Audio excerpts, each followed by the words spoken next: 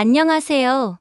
세상 모든 이야기가 잠드는 시간, 당신의 외로운 밤을 함께할 썰라디오입니다.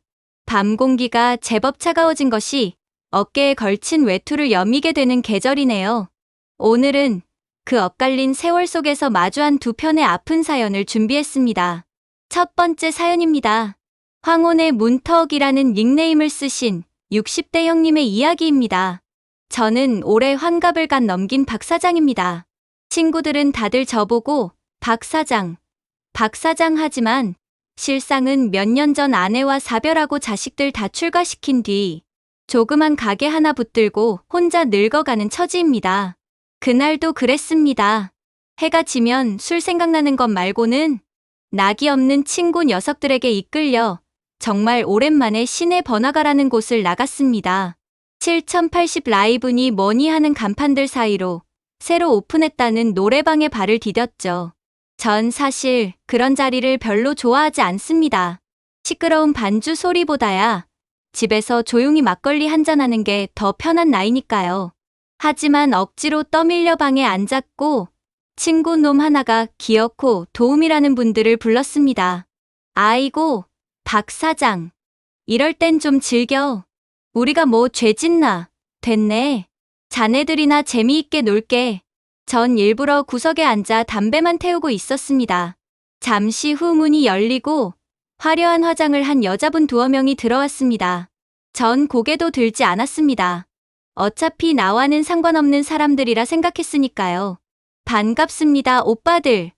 저흰 오늘 신나게 놀아드릴게요. 싹싹한 목소리가 들려오고 친구 놈들은 뭐가 그리 좋은지 박수를 쳐댔습니다. 한 여자가 제 옆자리에 조용히 앉더군요. 힐끗 쳐다보니 나이는 한 50대 초중반쯤 되었을까요? 화려한 화장 속에 가려졌지만 곱상한 얼굴에 어딘지 모를 그늘이 져 있었습니다. 오빠는 왜 이렇게 인상 쓰고 계세요? 재미없어요? 그 여자가 저에게 말을 걸며 술을 한 잔 따랐습니다. 저는 괜찮다고 손사래를 치려는데 그 목소리가 너무나 익숙했습니다. 천천히 고개를 들었습니다. 여자와 눈이 마주쳤습니다. 여자의 웃고 있던 얼굴이 제 얼굴을 확인하는 순간 그대로 굳어버렸습니다. 수희야? 제 입에서 저도 모르게 이름이 튀어나왔습니다. 그렇습니다. 제 옆에 도우미로 앉아있던 그 여자는 제가 20살 무렵 제대하고 복학해서 죽자 사자 따라다녔던 제 첫사랑 수희였습니다. 그때 그 시절 수희는 정말 눈이 부신 아이였습니다. 긴 생머리에 하얀 원피스가 잘 어울렸고 웃을 때마다 반달이 되던 그 눈은 우리 과 남학생들뿐만 아니라 옆 학교에서도 소문이 자자했죠. 그 수희가 제 옆에 있었습니다. 저 사람 잘못 보셨는데요.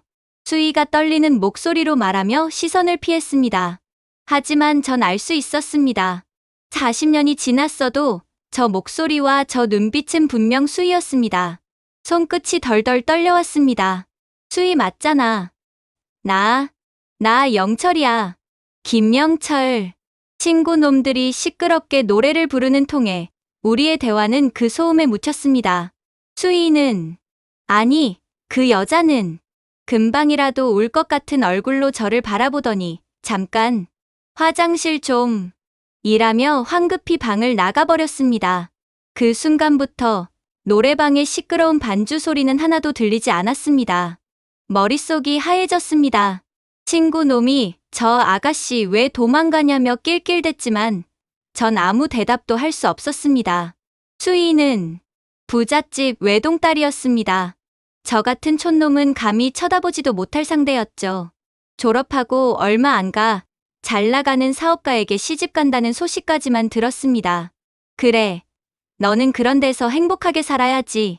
그렇게 마음속으로 축복하며 완전히 잊었다고 생각했는데 어떻게 이런 곳에서 이런 모습으로 시간이 얼마나 흘렀을까요?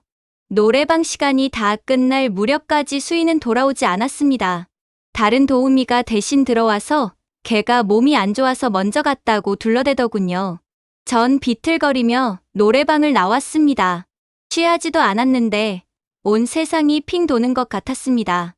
친구들에게는 급한 일이 생겼다며 먼저 자리를 떴습니다.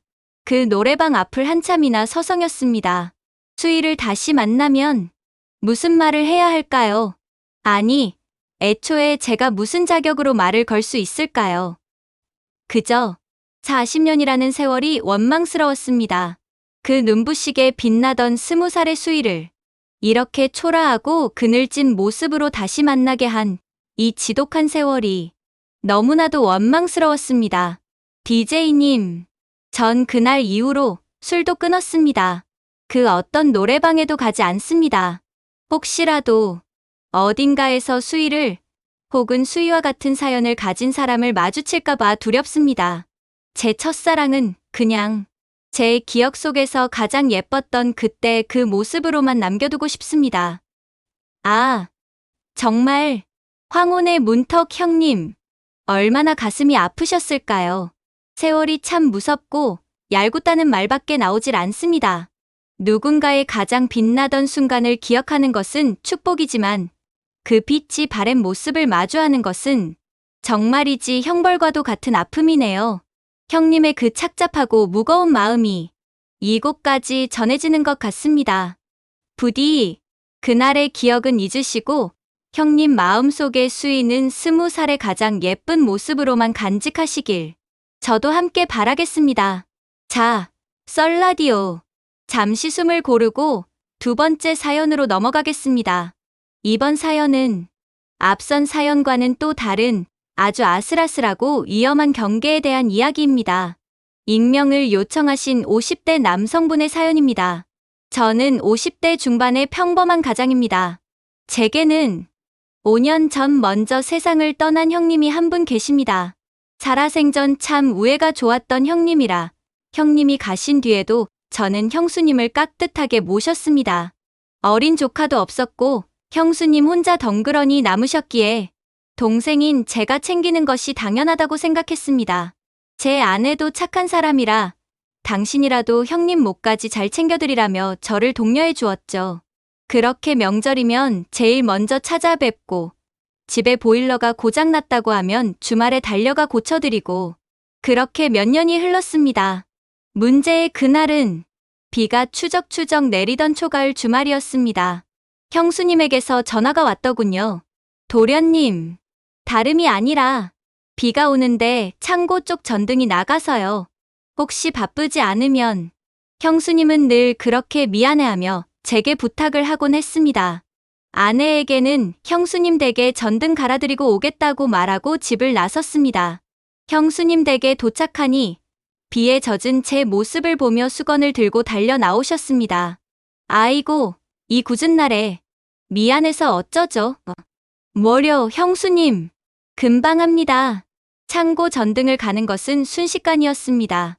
일을 마치고 돌아서는데 형수님이 저녁이라도 먹고 가라며 제 팔을 붙잡았습니다.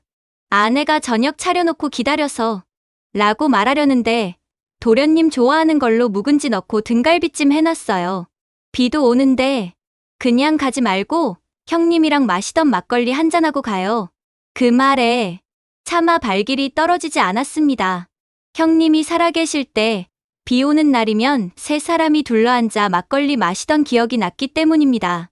결국 식탁에 마주 앉았습니다. 형수님은 오랜만에 손님이 온 것이 기뻤는지 이것저것 반찬을 꺼내놓았습니다. 막걸리가 한두 잔 들어가고 분위기가 조금 풀렸습니다. 도련님, 정말 고마워요. 뭐가요, 형수님? 당연한 일인데요.